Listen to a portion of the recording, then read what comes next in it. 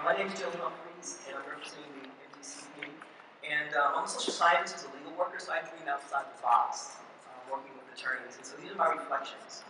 My reflections are based on my work as an NLG-NYC MDC member, legal observer, and rapid response legal provider in New York City, Baltimore, Cleveland, Los Angeles, McKinney, Texas, Charleston, South Carolina, over the past year.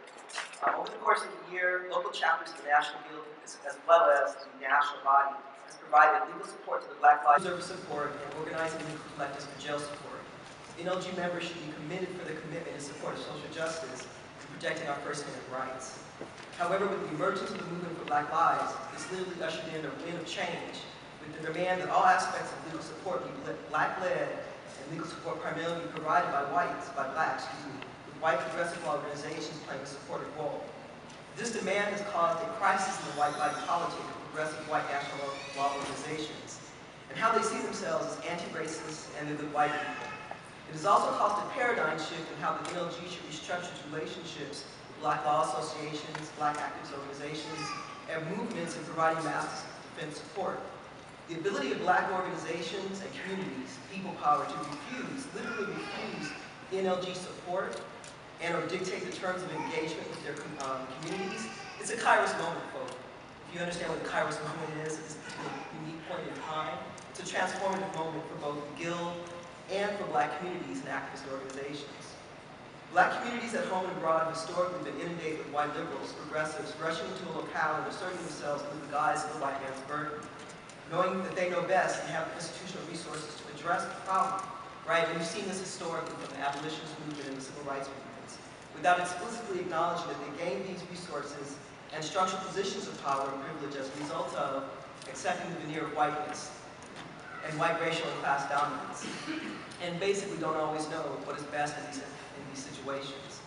Instead of making visible and breaking open the informal networks through which valuable resources are shared within and among white progressive law associations, with Black law associations, Black activists, and communities, these unequal power relationships are maintained, all the while presenting a progressive portrait to the wider public. Many Black activists and community members see this as a double-edged sword and as a lack of integrity or principled behavior that makes it difficult to work with progressive white law associations like the Guild. This approach also undermines local autonomy and self-determination of local communities, governing themselves and developing solutions rooted in their own historical experiences. Moreover, it reproduces the structural relationship of dominance between the Guild and Black communities and activist organizations. I draw from a couple of interviews as a social scientist, folks, and having had an opportunity to both work in Baltimore and across the country, as well as interviewing folk who worked in Ferguson.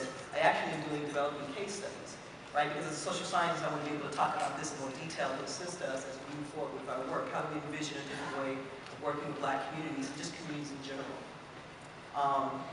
In the context of Ferguson, folks, NLG and ACLU and attorneys and legal workers from across the country, they flooded into Ferguson, right, with good intentions to assist the local community, right? Ferguson community groups have little input in the initial decision-making process of how legal support should be structured and resources allocated.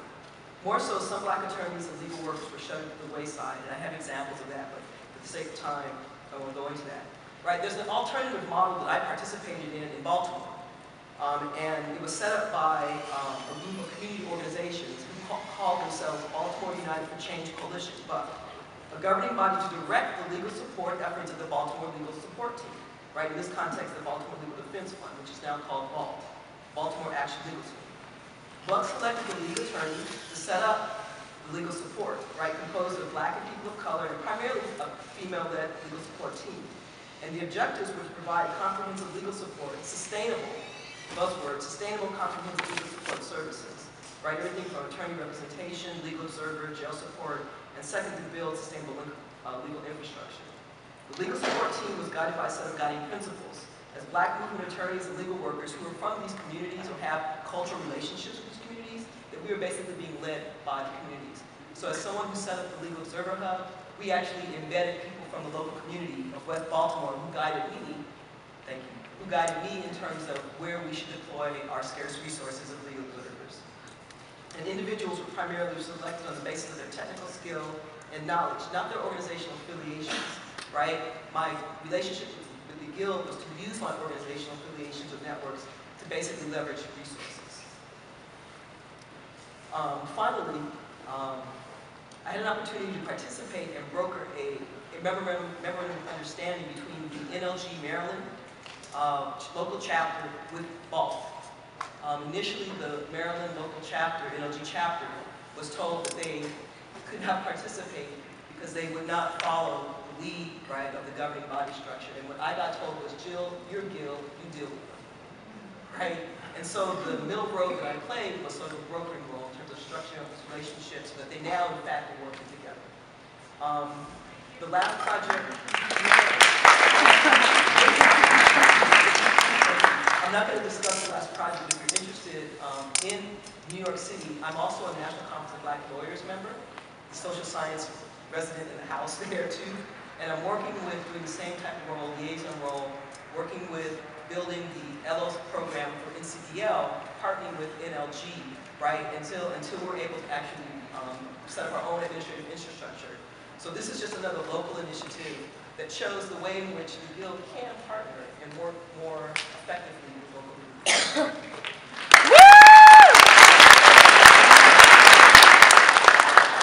So as a social scientist who sits among attorneys, I listen a lot, active listening, and I've heard several things, right? So as a participant with the Law for Black Lives, what I heard consistently was that how do attorneys take direction from organizers?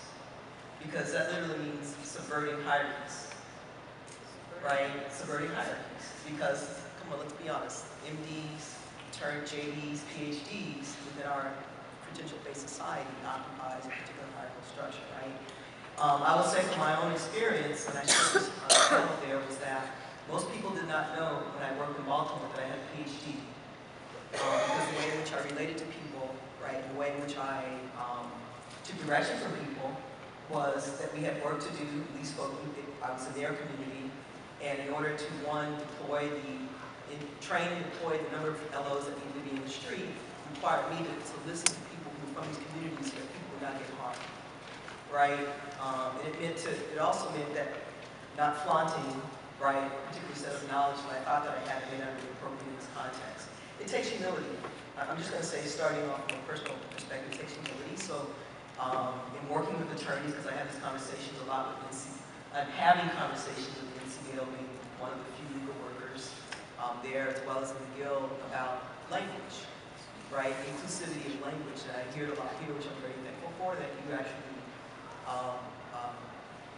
identify that there are legal workers, right? So language, humility, being willing to acknowledge that you're wrong. So for me, that's more of a personal, I guess, starting with yourself that then sort of emanates out in terms of how you relate to people in your structural position.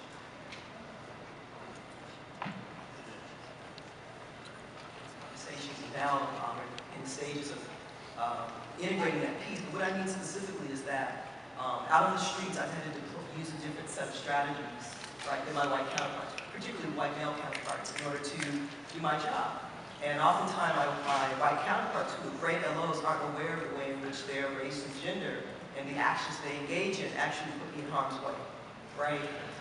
And so I thought that by putting this into our training, which is what I'm actually talking about, I think at a national level, we think our training is that we actually begin to use this to train our LOs, which is what I did in Baltimore. 300 folks who moved to the training in Baltimore that I did were trained in the intersection of race, gender identity, right, and gender, the ways in which these interact, right, and either we can deploy these strategies effectively, right, which is what I do at times, or become more aware so that we don't harm fellow LOs, right, and be more effective in terms of when we interact with demonstrators and, of course, with the police. So I want to say that's a really important piece, is that for us to think about how we train ourselves to be more effective with the organizations that we're serving.